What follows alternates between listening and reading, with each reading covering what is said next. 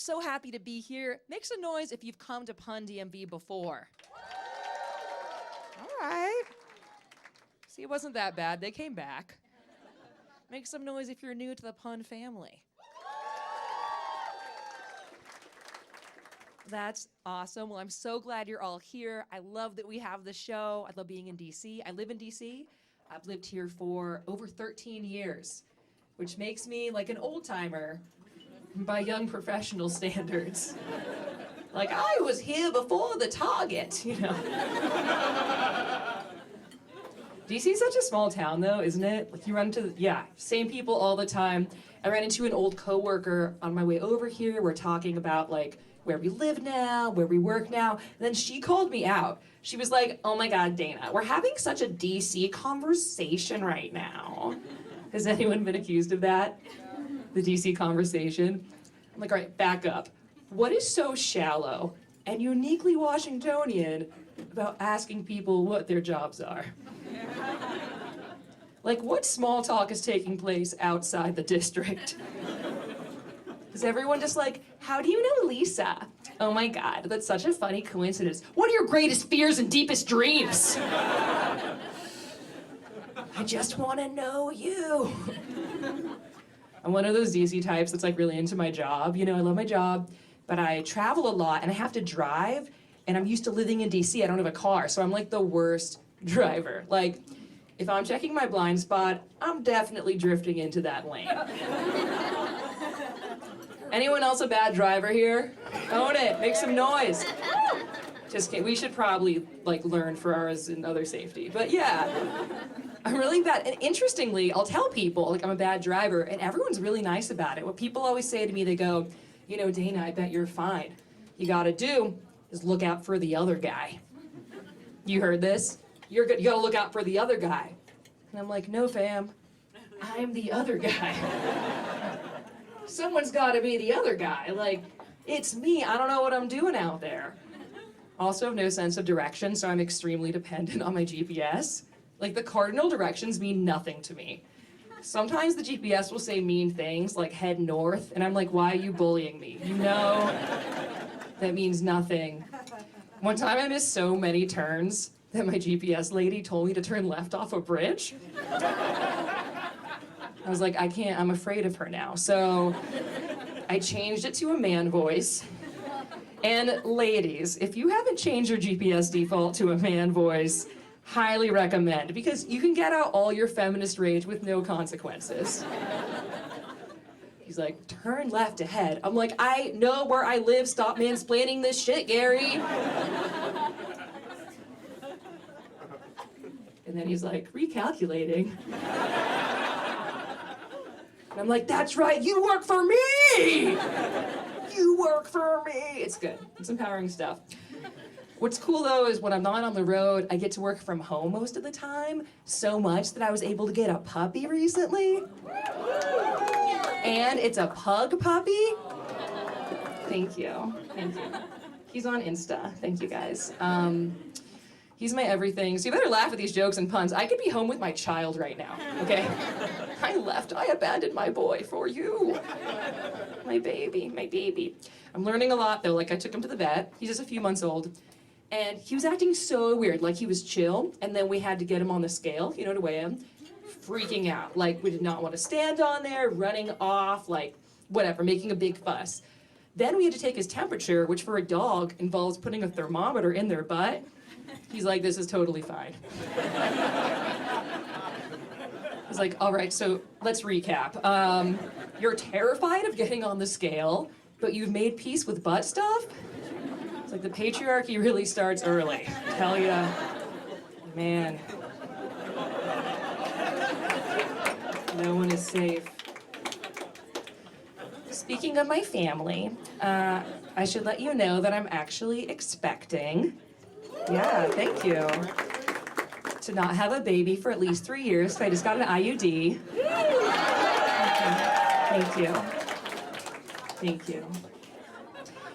I like when the IUD gets more applause than the baby. I guess I agree with you. I got the IUD. But I didn't realize when you get an IUD, it's an intrauterine device for some of the gentlemen in the audience.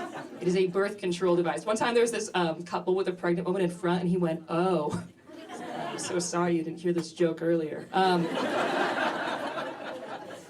So anyways, I didn't realize after you get it, they actually do an ultrasound to make sure it's placed correctly. So they put jelly on your stomach and they show you it on the TV and everything. I was like, oh my God, it's really in there. So beautiful.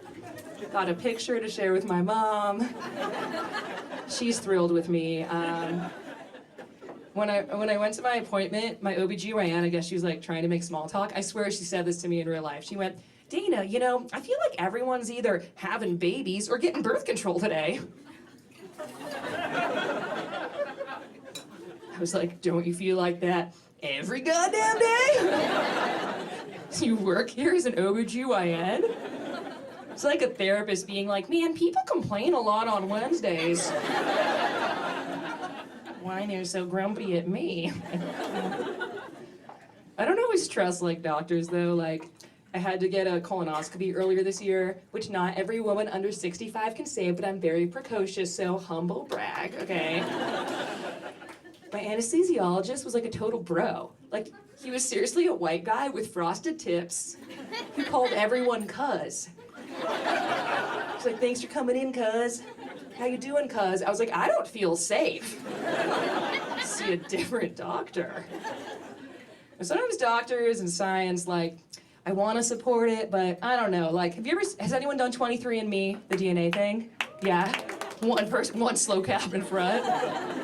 She, like, works for 23andMe. She's like, you haven't done it? It's great. I haven't done it. My friend did it, though. And she's like, you know, it's really hard to believe you spit into a tube and something tells you that you're, like, 10% Hungarian. I'm like, yeah, dude, that's hard to believe. That's definitely made up. And also, are they hiring? Because I would love that job. Like, I just want to throw a dart at a map and give someone an identity crisis. Like, that sounds really fun to me. I do my research, though. Like, if the person writing in was like a white dude Trump supporter showing an, you know, unusual amount of intellectual curiosity for him, I'd be like, all right, turns out 50% Jewish, 50% African. And then since I know that critical thinking isn't like their thing, I'd be like, you're also 73% transgender Mexican. The elections come, we have to do our part, team. We have to do our part. I've been trying to slim down and lose some weight recently. You know, I said that to a crowd the other night. They all bust out in applause. I was like, you guys are mean.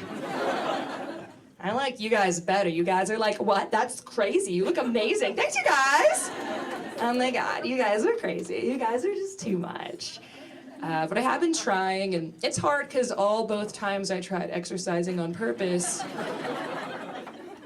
That's okay, hold your applause. There's always a lady leading the class, and she's always like perky and thin and in great shape, so I instinctively distrust and dislike her.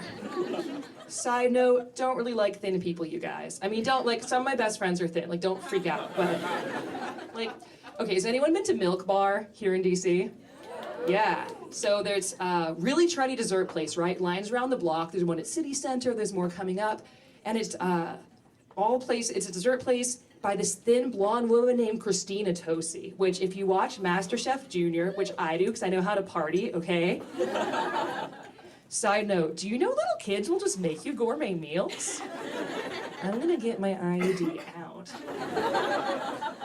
Anyways, so this thin blonde lady starts this super popular dessert place. The entire premise of this place is desserts inspired by cereal milk. Yeah, it's called Milk Bar. She's like, no, it's really decadent to me. The milk left over after cereal. That is some skinny bitch shit right there. Know what's decadent, Christina Tosi? Butter, Jesus Christ. Have some. She's like, eat my desserts, I don't. Like, what is that? What is that? I have a thin friend. Like I said, I have some, okay? Like, don't, okay? Very understanding. And She's like one of those people who eats whatever, but just is thin because of, I don't know, whatever deal with the devil skinny people make. Like, I don't know how that all works. I still have my soul and stuff, so like, I don't know. And she was giving me diet advice, because we appreciate that. So, you know, love it. Love it. And she's like, no, it's a really good snack for weight loss. Just eat like 10 nuts.